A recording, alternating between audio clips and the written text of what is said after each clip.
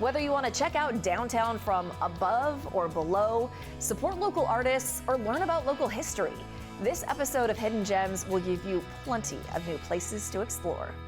Hi there, I'm KHOU 11 digital anchor Brady Smith. Hike, bike, canoe, camp, you can do it all at a City of Houston park that most Houstonians don't even know about.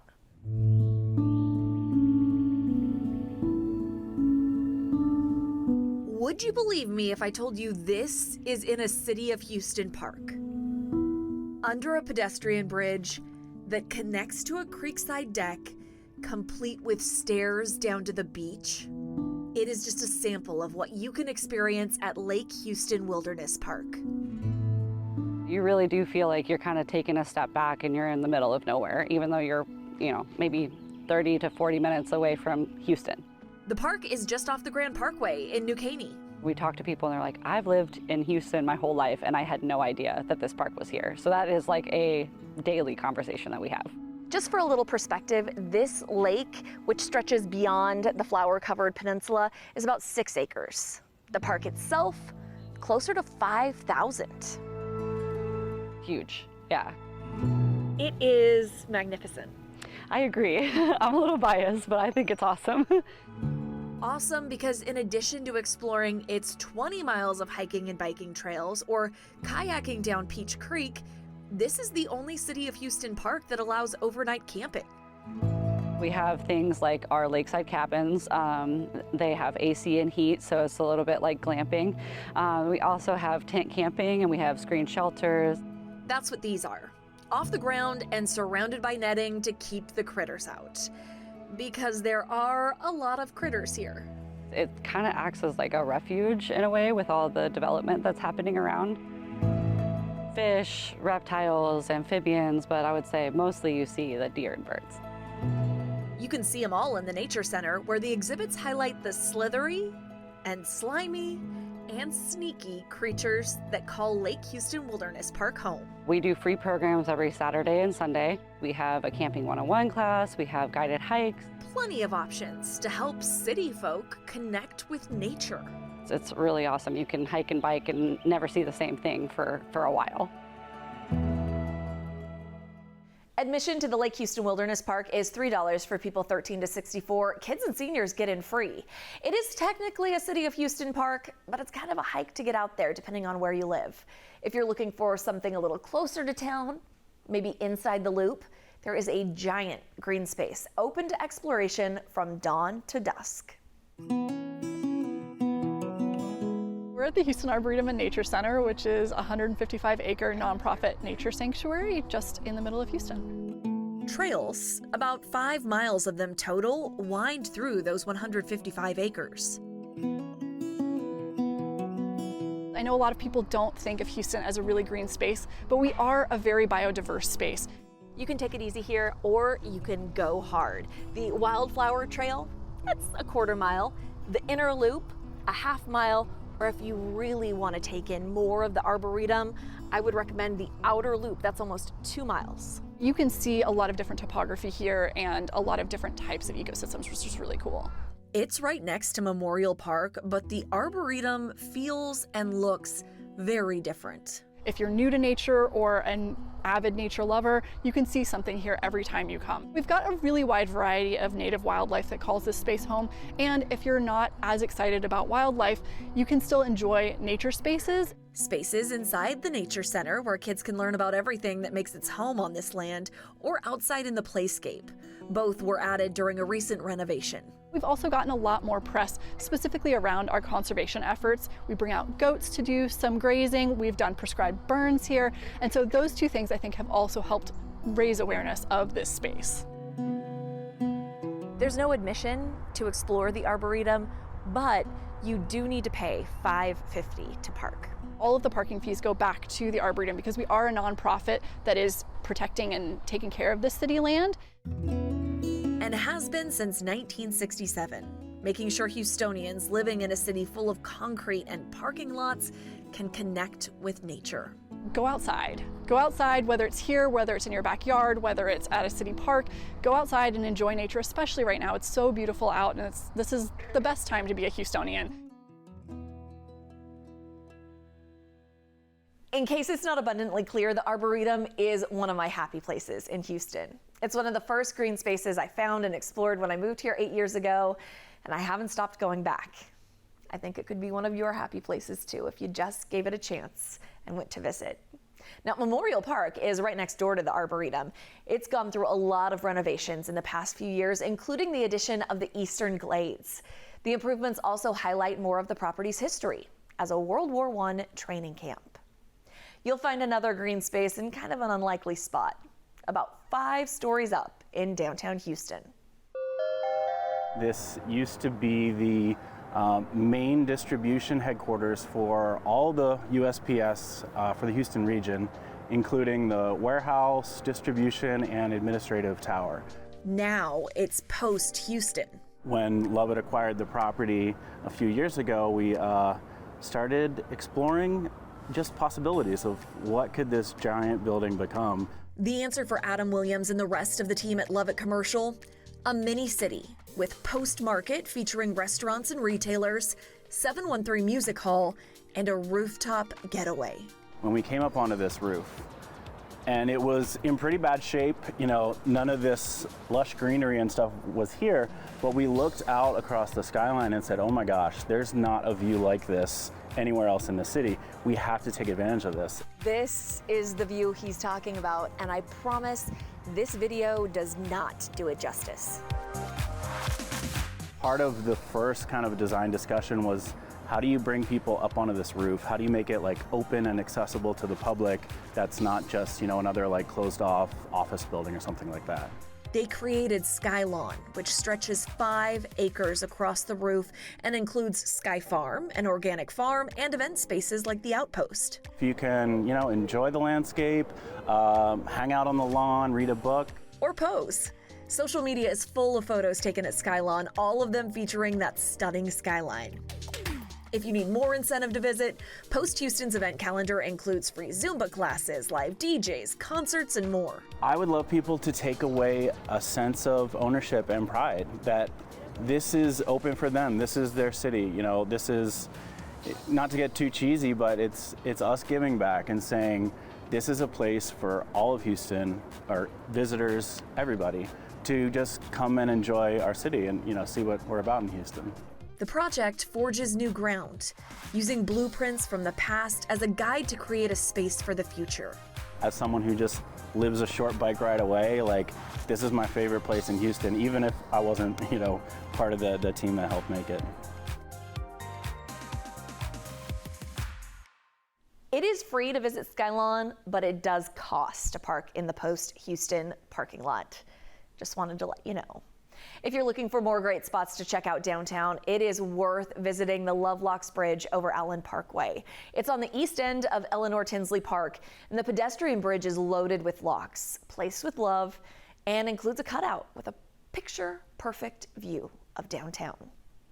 The top floor of the Museo Institute for Medical Arts provides a spectacular view too.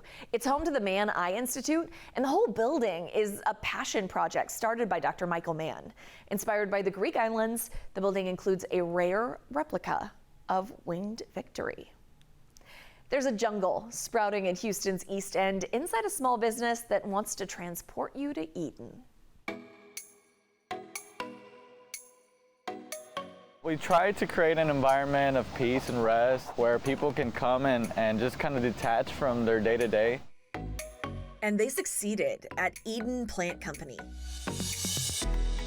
Full-on coffee shop, full-on plant shop. How did you come up with this?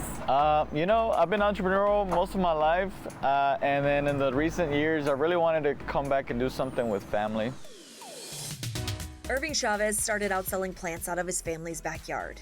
In November 2021, he opened a micro shop just off downtown, and a year later, he moved to this spot along Harrisburg in the East End. It just kind of took off. His mom, whose passion for plants inspired Irving, is involved, of course. She always had a garden, so she's basically the brains behind the care and production of all the plants. And one of his brothers does logistics, while his sister helps with sales and marketing. As the business continues to grow, my family, my siblings tend to step in at different phases. Visitors can shop some of the 40 tropical varieties, outdoor and indoor, order a coffee, and grab a seat. On a sofa, at a converted piano, at an old school desk, wherever you're most comfortable. Really, our heart is people, and our intent is that the people that come through these doors can leave out a lot more hopeful about the future, more expectant, a little lighter, through just an environment of peace and rest. This space has this really eclectic vibe that Irving says just came together by chance. Really, it's just all we had. In large part, it's what was in my living room. I love that pieces from your living room are now like the living room for this community. Yeah, How cool is that's that? beautiful. That's beautiful you say that, because that's the intent.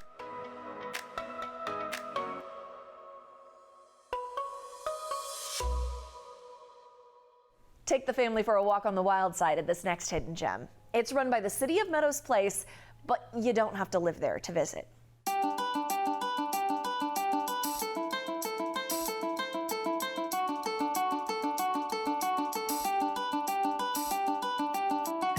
If you love critters, this is the spot for you. We're in the Meadows Place Discovery and Nature Center. It opened up in 2018 and was just starting to build momentum when the pandemic shut it down. But now it's becoming more popular. For kids and their parents. They can come and experience nature firsthand, many interactive activities. We have an exploration zone in the backyard, a big tree house, and 11 different species of animals that they can actually hold and learn about. We have corn snakes, water snakes, rabbits, guinea pigs, tarantulas, box turtles, giant tortoises, goats. You can get really up close and personal with the critters like Dan here, and let's not forget Thor. He's the most precious little goat with a goatee, little blue eyes, very personable. The kids can go in the actual cage with them, brush them, interact. They love a good rub down their back. The pen next door is home to giant tortoises Lilo and Stitch. They also love to be brushed or bathed. The center's backyard also includes a giant tree house and blacksmith shop to explore. Inside we have a lot of imaginative play type things, floor puzzles, mix and match, scavenger hunts. I mean, you guys truly have it all. We do. We have a lot to do. And it's very cost effective.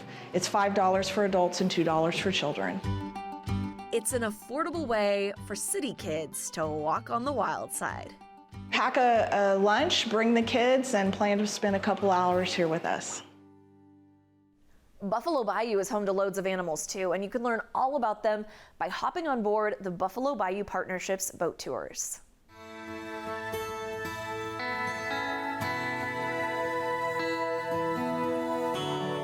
There's a whole lot to see from down here on the water that you would never see from up on the roads. Lined by trees, trails, and animal tracks, this stretch of Buffalo Bayou makes it easy to forget you're in the middle of America's fourth largest city. We look up and we just sort of can't believe where we are because we're going right through the center of downtown right now, but you'd never know it. The nonprofit Buffalo Bayou Partnership wants more people to see the world, or at least Houston, this way. That's why it launched the Osprey, a tour boat complete with captain and deckhand. You can get right on the boat from downtown Houston. It's easy, and boat rides are between a half an hour and an hour and a half, depending on how long you have and which tour you book. Public tours, which start around $15, highlight the bayou's history, or bridges, bats, and other wildlife. I was floored by how many animals are along this waterway in the middle of a giant historic downtown. You can also book the boat and its crew for private tours along Buffalo Bayou. It's the mother of all bayous in Houston, and of course bayous are one of the things that distinguishes Houston from other places. I think if more people knew about Buffalo Bayou being this historic waterway in the middle of downtown Houston, that many more people would become involved or come and visit if nothing else. The boat rides are a chance to escape the city without ever leaving the loop. It's one of the ways that we as Houstonians have access to a whole bunch of natural resources, wildlife, plants, and a lot of natural beauty and green space. You can find tour information like topics and times on our website. Just go to khou.com/hiddengems. That is also where you'll find the event calendar for a downtown Houston warehouse that supports dozens of local artists.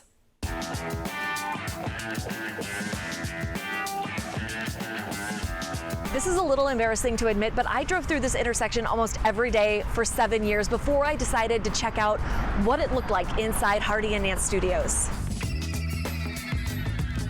Even though we get 50 cars per minute through this intersection in rush hour hours, I would say that a lot of people like yourself, they drive by and they go, what is that? And we put banners up finally that say, oh, it's an art space. That is an understatement. It's 17,000 square feet filled with 33 studios and about 50 in-house artists. What makes us different is that we are artist owned and operated. So we are the ones that kind of call all the shots. Collectively, there's about 1,000 years of experience in just the art game with all of the artists that have been here. The studios were the dream of founder and faux bois artist Donald Tucker. He was our fearless leader and mentor. He was a complete Renaissance man. We lost him in October of 2019 to cancer. He had been fighting it for some time, but not before he set us up pretty sweet with this operation. Third Saturday of every month from 5 p.m. to 9 p.m., the studios open for a free themed show. This one in May was called Plantasia. We partner with local plant growers, mom and pop stuff, to give people kind of a nice experience. All botanically themed art for this particular show. The public's invited for free to check out the gallery and each artist's studio. So it's super accessible, and one of the things that's important for everybody that's here is that we're good hosts. Like, the doors are open, everyone has the same sort of pretty laid-back vibe. That vibe is the product of the variety of artists using the studios. We've got people here who are teachers, people who have masters, people who have traveled the world. We've got amateurs, we've got people that have been around forever. So we like to just kind of have a mix of that at all times. And I think that's what keeps us kind of humble, you know? Check the event calendar at hardyandnancestudios.com to see what's coming up, or say you just happen to find yourself in that busy intersection, drop by. If you see cars here, knock on a door. Come in and get a tour. You know I've got a couple more gems for you if you're into local art. First stop's gotta be Smither Park. The space, which is managed and preserved by the Orange Show Center for Visionary Art, is made up entirely of mosaics created using reclaimed items. It's one of the most photographed spots in Houston for a reason. KHOU's also a pretty interesting stop for folks 21 and older. The downtown bar was started by a longtime performance artist and features pieces by several of Houston's best-known artists. Although it's gone through a few different incarnations, KHOU is now a craft cocktail bar. Now let's hop out to Katy, a booming suburb with a rich history of its own, and a museum there preserves and recognizes that history. Katy has a history. The people who lived here have their own interesting stories that are worthy of preserving and telling. At the Johnny Nelson Katy Heritage Museum, pieces of that history are on display, and checking them out is free for anyone who wants to learn. Katy was a farming community for most of its history. The big crop here was rice. It reached a peak of about 60,000 acres under cultivation, grown by about 300 rice farmers. You can find the tools and equipment those farmers used here, including 14 historic tractors. We have a collection of historic cars as well. We have a couple of Ford Model Ts. The Model TT here isn't just for display. This actually runs. These are being restored by the city's fleet department. They're the ones that take care of all of the city vehicles. That's got to be interesting for them. It's a learning experience for everybody. They've gotten the hang of it now. It was an adventure all on its own just to learn how to drive them. But once they got the hang of it, they get going pretty well. Volunteers also restored and expanded a model train set depicting early life in Katy. Well, I think it gives them a sense of continuity. You can see how things used to be and how that led to the way that things are now. You can see all throughout the museum here how technology has progressed, how the ways that people lived have progressed, and how our modern culture was formed.